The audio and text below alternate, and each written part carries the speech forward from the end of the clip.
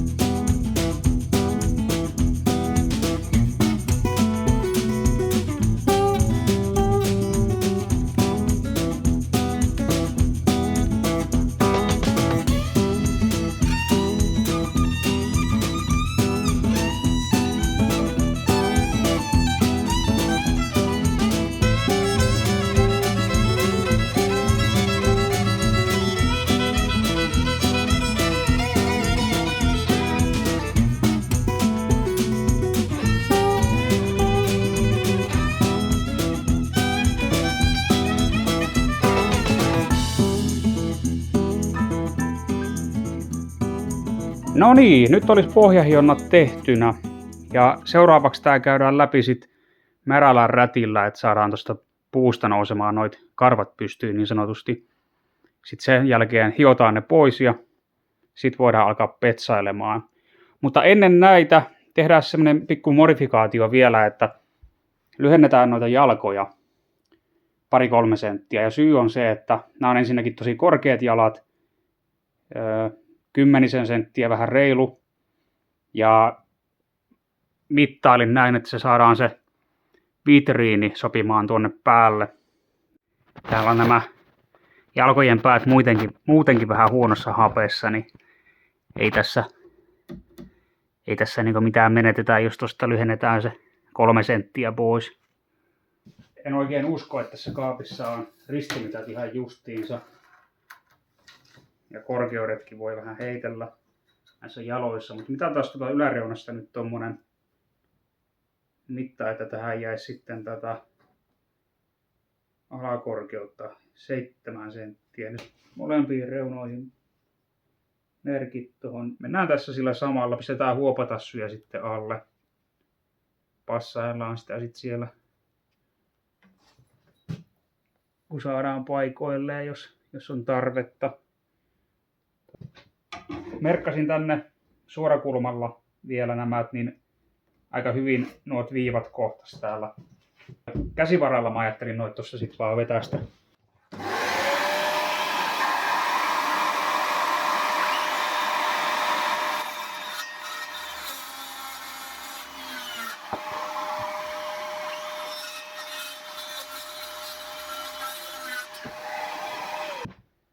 Sitten nämä kannattaa viistää nyt, ettei tämä murru nämä reunat tästä. Tässähän olisi ihan paikallaan se ropotan se akku jyrsinkin, mutta se jäi tonne pirtille, niin mennään nyt tällä perinteisellä päätypuuhöylällä. Tämä ei pidä meteliä eikä pölytä ja tekee tosi siistiä jälkeäkin. Niin mikäs tässä tämän kanssa työstäessä.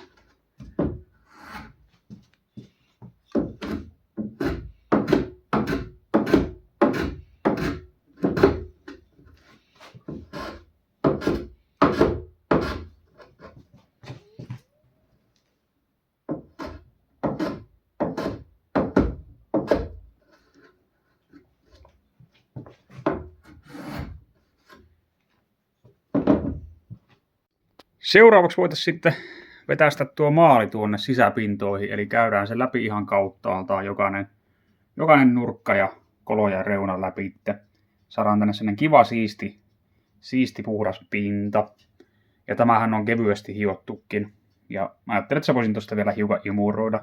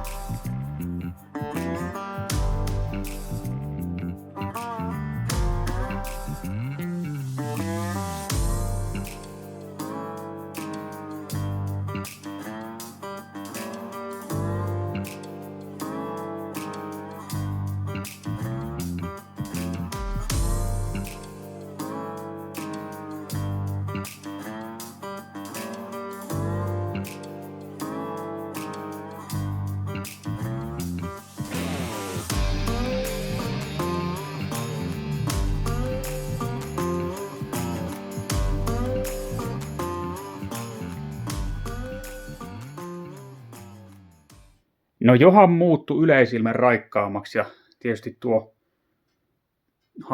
hajukin on nyt selvästi raikkaampi, tai tuoksu. Vetästään tuolta vielä nuo katvepinnat, kun ei oikein saanut kuvattua näiden maalaamista, niin sipastaa ne siitä loppuun, niin alkaa olemaan sisäpuoli kertaalleen maalattu. Ja tohon tarvii pistää teippi, että saadaan tämä reuna siistiksi.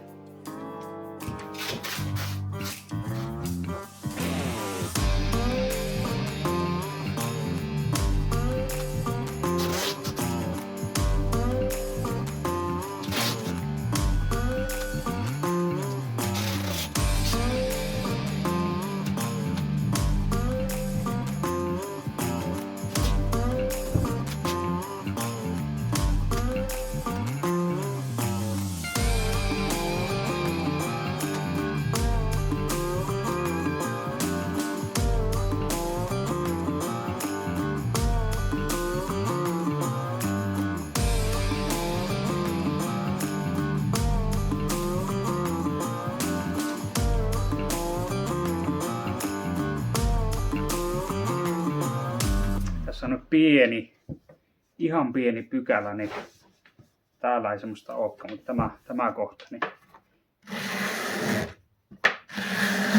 vedetään se siitä tällä lailla.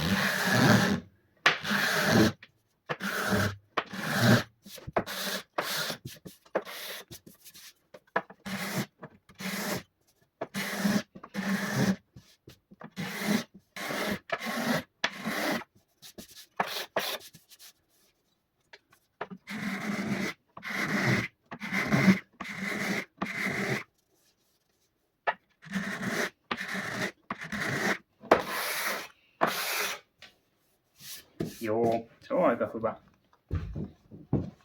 Sitten vetästään maali tämän laatikonkin sisälle. Sitä on huomattavasti miellyttävämpi sitten käyttää tai ottaa käyttöön. Tulee semmonen raikas yleisilme ja tommonen puhdas pinta. Mä hivasin tämänkin kevyesti täältä sisältä. Tää imuroitin.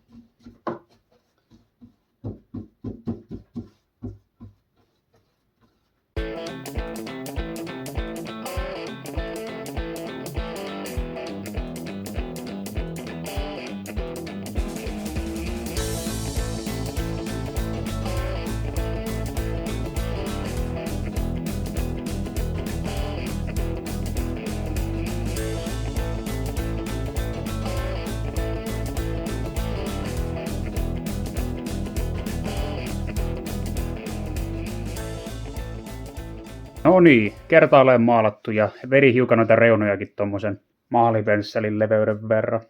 Ja seuraavaksi mä pyyhkäsen nihkeellä rätillä kaikki näät petsattavat pinnat, kun siinä nousee todennäköisesti hiukan karvoja pystyyn tuossa puussa, kun se kastuu. Niin sen rättikäsittelyn perään sit hivastaan se ja sit voidaan alkaa vetää uutta petsausta. Tässä olisi nyt sitten tämä petsi, jonka meikäläinen on valkannut tähän pintakäsittelyyn. Värisävynä on antiikkipähkinä, jos joku osaa italiaa, niin tuossa sen kaiketi pitäisi lukea. Ja tämä on nyt sitten tiivistettä, joka pitää vedellä tai spriillä ohennella. 1 osa tätä tiivistettä ja 10 osaa ohenninta ja spriitä mä tässä ajattelin käyttää. Mutta tässä varmaan alkuun nyt kannattaa lähteä sitten johonkin pieneen puunkappaleeseen testaileen, että minkälainen se sävy on. Että saa sitten mahdollisimman läpikuultavan, kun ei tästä nyt kovin peittävääkään haluta. Mutta joo, mä alan tätä nyt tästä ohenteleen, niin katsotaan mitä siitä tulee.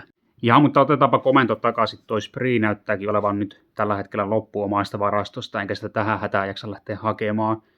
Mutta tuon kaapin, kun nyt annoin kuivua sen rattikäsittelyn jälkeen, niin näyttää, ettei siinä juurikaan sitä karvaa pystyyn noussut, niin tämä vesikin on aika hyvä ohenne sitten, että siinä kun käyttää vettä, niin on isommat todennäköisyydet, että sitä karvaa nousee pystyyn, mutta en mä usko, että tarvii nyt edes sitten uudestaan hio enää pohjaa, niin lähdetään petsaa sitä sitten tällä vesiohennetulla, mutta tehdään nyt kumminkin alkuun ne pienet testit ennen kuin suritaan koko kaappi. No niin, mä ajattelin, että käytetään tämmöistä pientä korkkia mittana, että pistetään 1 tämmönen ja sitten 10 korkillista vettä. Tämä pitäisi vissi olla suhteellisen riittosaa, että en nyt sitten tiedä yhtään, että tuliko tästä niin kuin aivan liian iso määrä vai pieni määrä vai miten, mutta katsotaan. 1.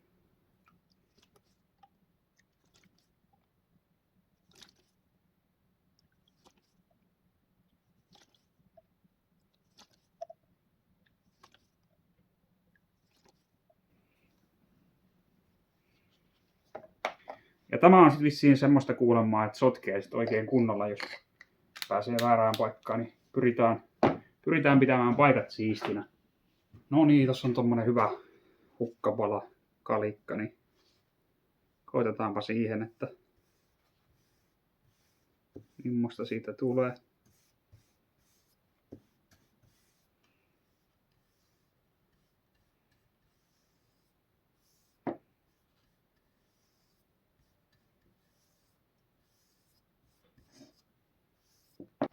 Ja pitäisiköhän meidän laittaa vähän lisää petsiä kumminkin. Sitten. No niin, nyt alkaa näyttää paremmalta.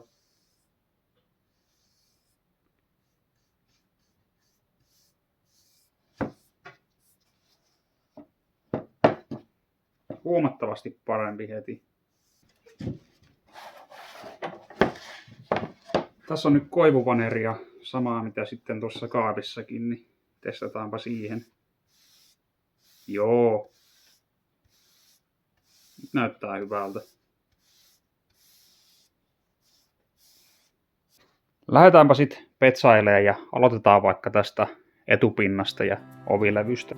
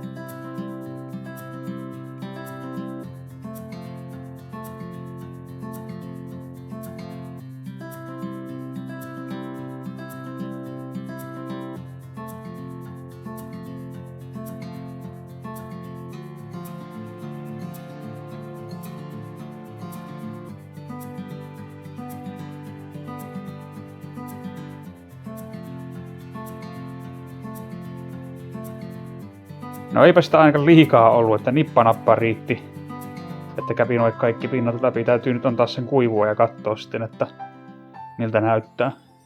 Tässä on nyt nämä vanhat vetimet. Ne laitetaan sivuun. Ei heitetä kumminkaan hukkaan, niille saattaa olla joskus jotain käyttöä vielä. Mutta löytyi nurkista tämmöisiä käyttämättömiä antiikkimallin nuppivetimiä, ihan tämmöisiä niin kuin uustuotantoa, mutta nämä on aika kivan näköisiä, jotakin messinkiä näyttäisi olevan, niin pistetään laatikkoihin tai laatikkoon ja oveen sitten tämmöiset.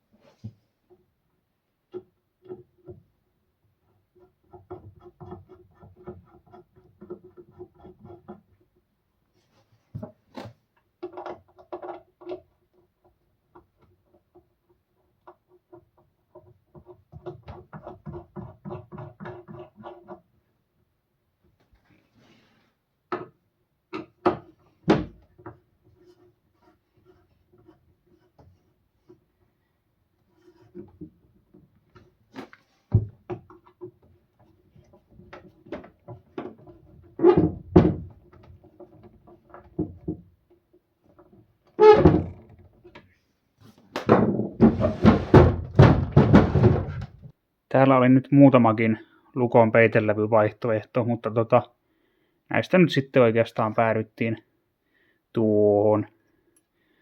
Tämäkin olisi ihan hauska. Mutta nämä saa sitten käytettyä jossain muissa projekteissa, eli mennään nyt tällä kertaa tällä.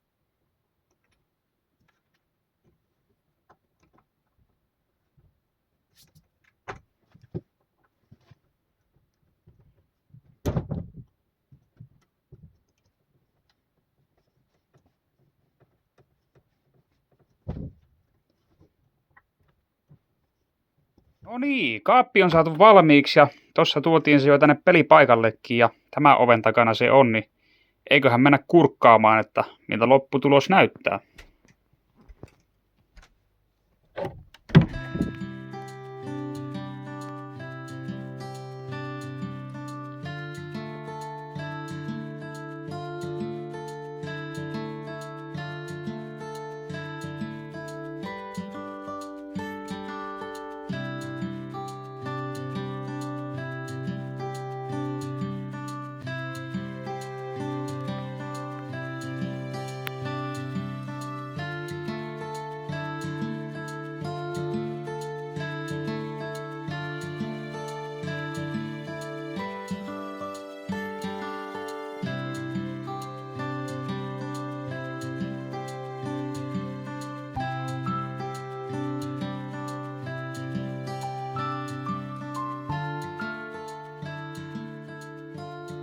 Kyllähän tästä vaan varsin särmikäs ja raikas kaappi tuli tänne.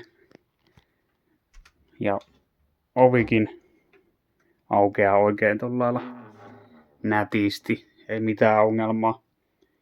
Todella tukevaltakin vaikuttaa tämä, että tonne voi mennä ihan rauhassa pomppimaan sisällekin, niin tämä ei tästä mihinkään hetkahda, että on sen verran jämäkät rakenteet kyllä. Vielä tarvitsisi sitten ne hyllyt jossain kohtaa tähän tehdä, niin pääsee sitten sen jälkeen täyttelemään tätä vaatteilla ja vuorenvaatteilla. Ja oli vähän ajatuksena, että tuohon alimmalle hyllylle laittaisi semmoiset joku laatikot tai tekisi erilliset vetolaatikot, mihin voisi säilöä sukkia ja niin edelleen. Ja tämä alalaatikko sitten palvelee semmoisena sekatavaralaatikkona, mihin ei niin usein tarvitse mennä, kun se on jo jonkun verran kulunut tuo. Niin pitää laittaa se vähän sillä lailla enemmän tai vähemmän eläkkeelle tämä alavetolaatikko, mutta käyttöön se tulee kuitenkin. No juu, eiköhän se ala olemaan tämä projekti nyt ainakin sitten tältä erää paketissa. Mutta kiitoksia taas katselusta ja palataan sitten seuraavien projektien ja videoiden äärellä.